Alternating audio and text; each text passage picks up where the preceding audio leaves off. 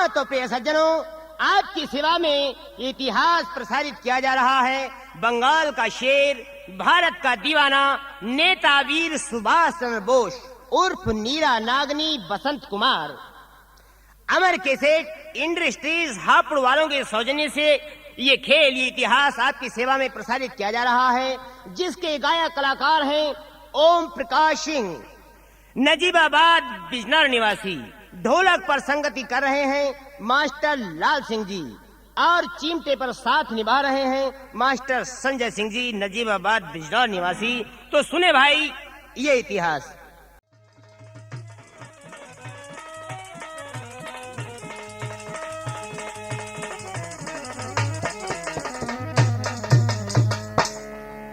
नेताजी देशभक्त होने के कारण पूरा हंगामा खड़ा कर देते हैं कि मैं ना ही गुलाम रहूंगा, गुलामी को पसंद किसी दूसरे को भी नहीं करने दूंगा। देश में त्राही मच जाती है। अंग्रेजों ने ऐलान किया जो कोई भी देशभक्त हो तुरंत पकड़कर जेल के अंदर बंद कर दिया जाए। उधर ये दोनों बच्चे अनाथ आलय में पढ़ते रहे। पढ़ते पढ़ते अपने भाई बसंत कुमार से पहले लड़की नीरा नागनी ने मैट्रिक पास किया।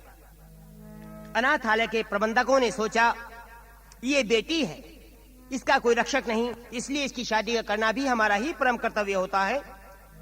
इसलिए नीरा नागनी की शादी भी अनाथालय के प्रबंधक लोग ही करते हैं।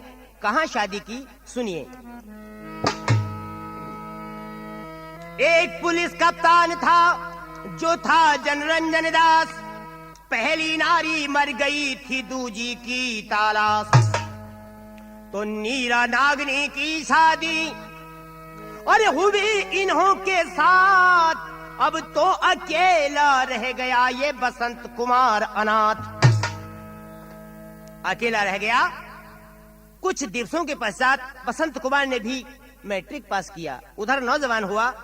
अनाथालय के प्रबंधकों ने कहा भैया अब तुम कमाने और खाने योग्य हो चुके हो, कहीं भी जाकर अपना गुजरान कर सकते हो, अब यहाँ से आपकी छुट्टी हो। तो अनाथालय से निकल गुंडापन अपना शुरू किया और रल मिलकर के गुंडों में बस जेब काटना शुरू किया।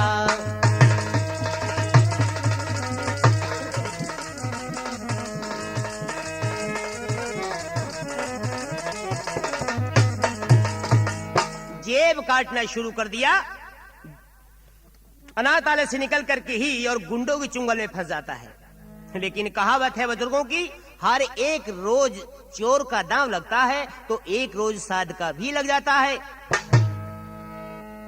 तो जेब काटता देख लिया, फिर ये पकड़ा जाता है और बसंत कुमार हाँ सजनों ये चक्कर में आ जाता है।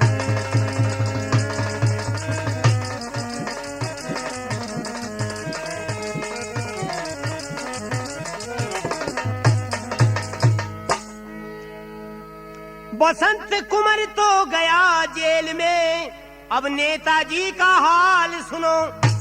वह गिरफ्तार होकर के आए बस इसी जेल के नाल सुनो। बसंत कुमार ने तो जेब काटने का, चोरी का काम किया, इसलिए जेल में चला गया। लेकिन देशभक्त होने के कारण नेताजी भी उस ही जेल में, अर्थात उस ही कंपार्ट में, उसी कमरे में आ जाते हैं जिसमें कि बसंत कुमार बंद था। आहा, हे ईश्वर तेरी गति जानी नहीं जाती विधाता। नेताजी ने जब इस नौजवान को देखा, अरे क्या तुम वही नौजवान हो जिसको कभी मैंने बहती के दरमियान और बचाए थे तुझ पापी के प्राण।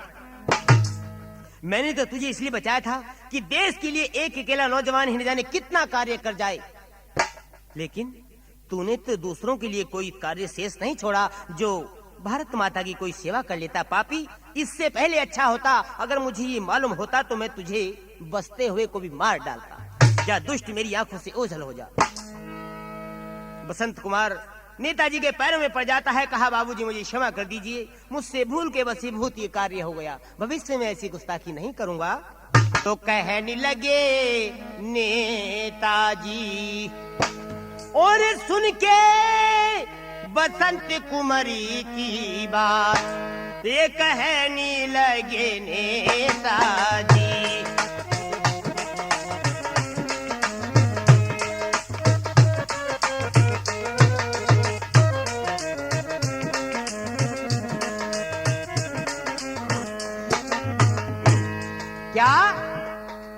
अगर मुझे ये मालूम होता कर गुंडों का साथ, अगर मुझे ये मालूम होता कर गुंडों का साथ, वहीं डुबा देता तुझे जल मेरे, करता ना तेरी चाह।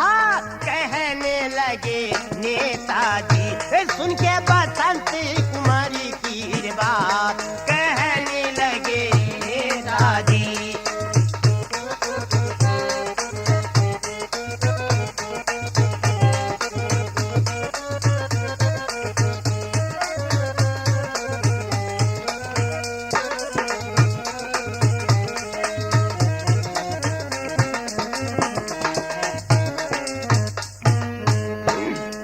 बसंत कुमार ने कहा नेताजी आप मेरे माई बाप,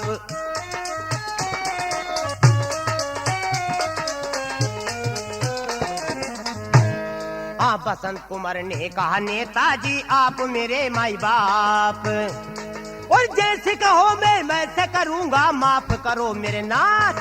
कहने लगे नेताजी सुन के बसंत कुमारी की बात, कहने लगे नेताजी।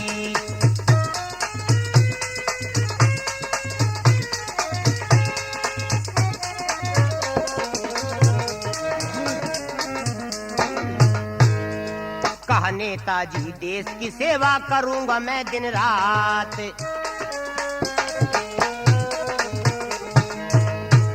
हाँ कहा नेताजी मैं देश की सेवा करूंगा अब दिन रात, और देश की सेवा जो करते उनकी है उत्तम जात। कहने लगे नेताजी सुन के बसंत कुमारी की ये बात, कहने लगे नेताजी।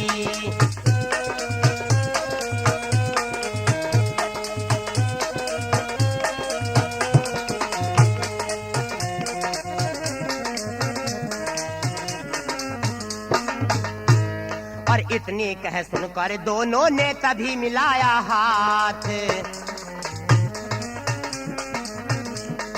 अब है राम अब आगे को क्या होता अक्षमात। कहने लगे नेताजी सुन के बसंत कुमारी की रे बात, कहने लगे नेताजी।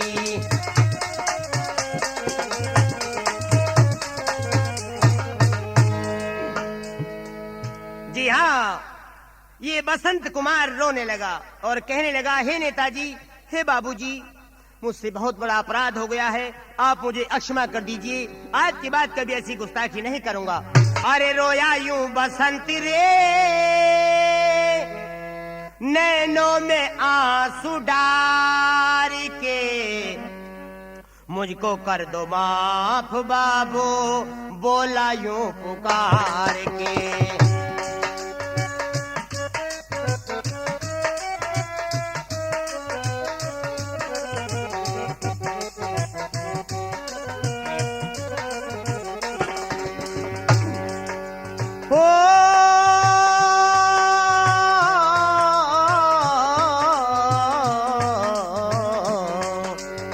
मुझको कर दो माफ बाबू बोला यूं पुकार के।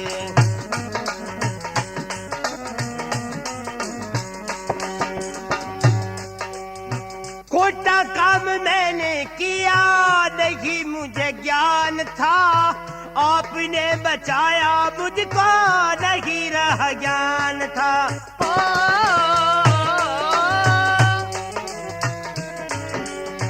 खोटा कर्म मैंने किया नहीं मुझे ज्ञान था, आपने बचाया मुझको नहीं रहा ध्यान था।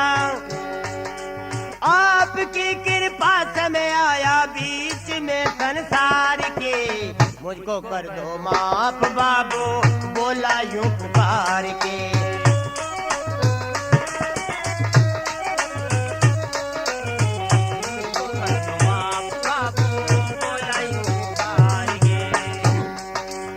करता हूँ प्रण मैं ये आज चोरी को भुलाऊंगा, देश की सेवा में अपना तन मन धन लगाऊंगा।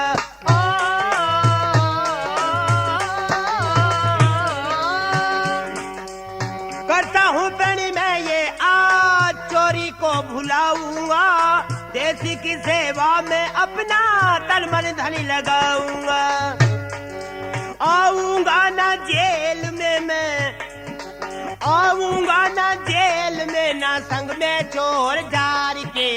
मुझको कर दो माफ बाबू, बोला यूं पुकार के।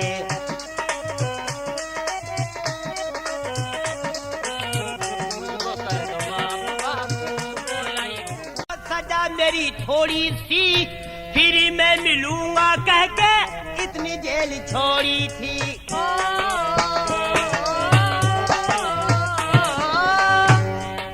आपसे बिछड़ने वाला सजा मेरी थोड़ी सी कह करके इतनी बांधी तभी जेल छोड़ी थी। मिलने चला बहना से, मिलने चला बहना से, मिलने चला बहना से रे भगवा भेषधार के। मुझको कर दो माफ बाबू, बोला यूं पुकार के।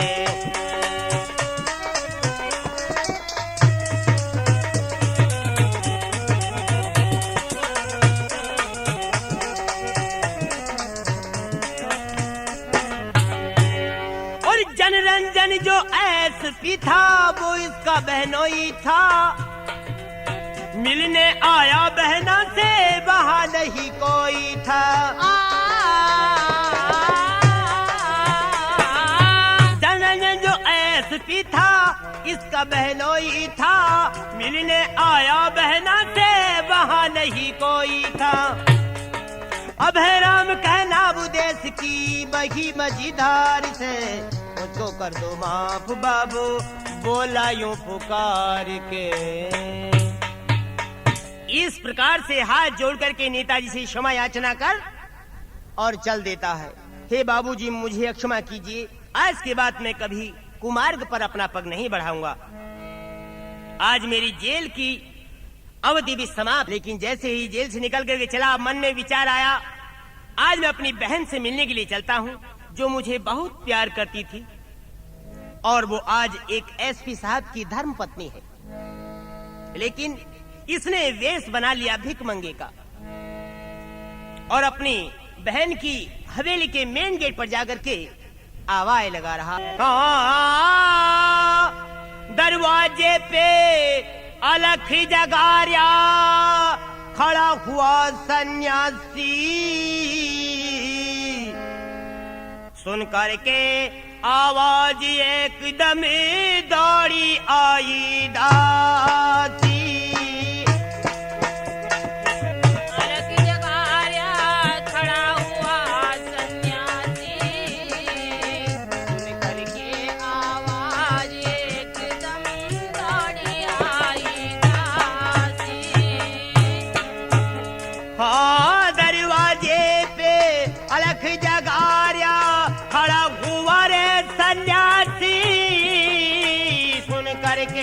आवाज एकदम दौड़ी आई दासी।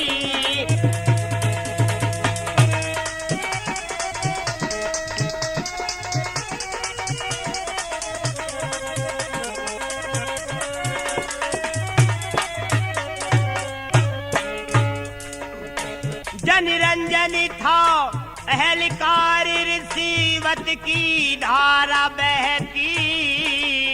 नीरा नागनी की सेवा में हरदम दासी रहती। नीरा नागिनी की सेवा में हरदम दासी रहती। किसी किस्म का वह देवी वहाँ कष्ट नहीं सहती। दीन दुखी और मजदूरों को जरा नहीं दहती। दीन दुखी और मजदूरों को जरा नहीं देती।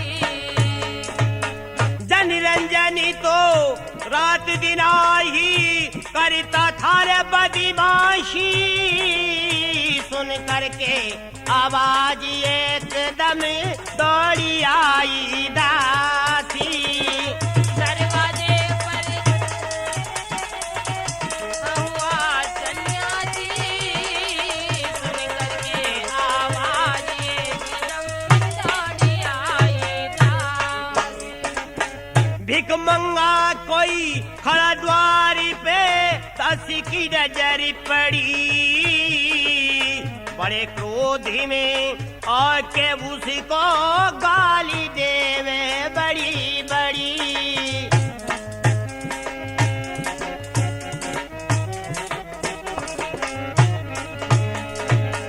जब देखा था साधु ने इसकी तो आंख चढ़ी, देख देख हालत बांधी की उसकी अक्ल गई हड़ी।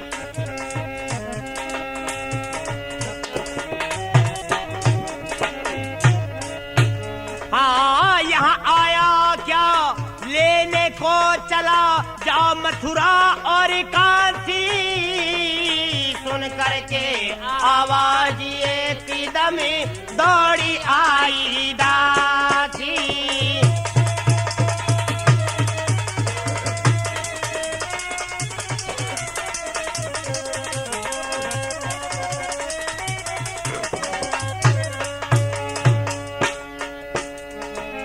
कहने लगा साधु बांधी क्यों बोल रही रे बेकायदे।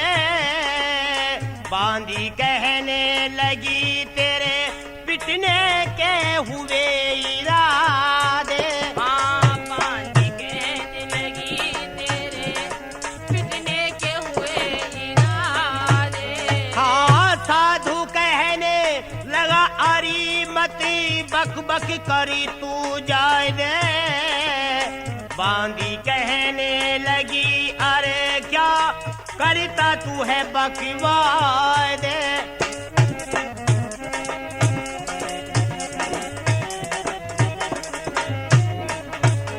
अरे जल्दी चला जा दुष्ट यहाँ से न गिरे, लगवा दूंगी मैं फांसी।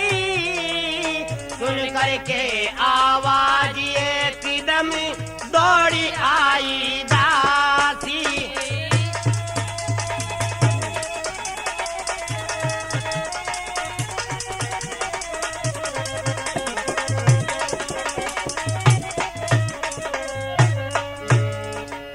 कहने लगी मीरा मन में जाने दासी किसे धमकाती। सुन करके आवाज एकदम फौरन दौड़ी आती। हाँ सुन करके आवाज एकदम फौरन दौड़ी आती।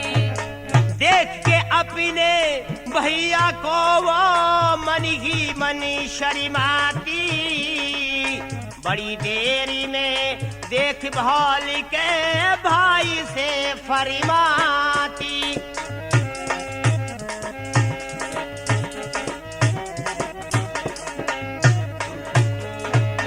अब हैराम ये बात समझी में आई रही रे जरा सी। सुन करके आज ये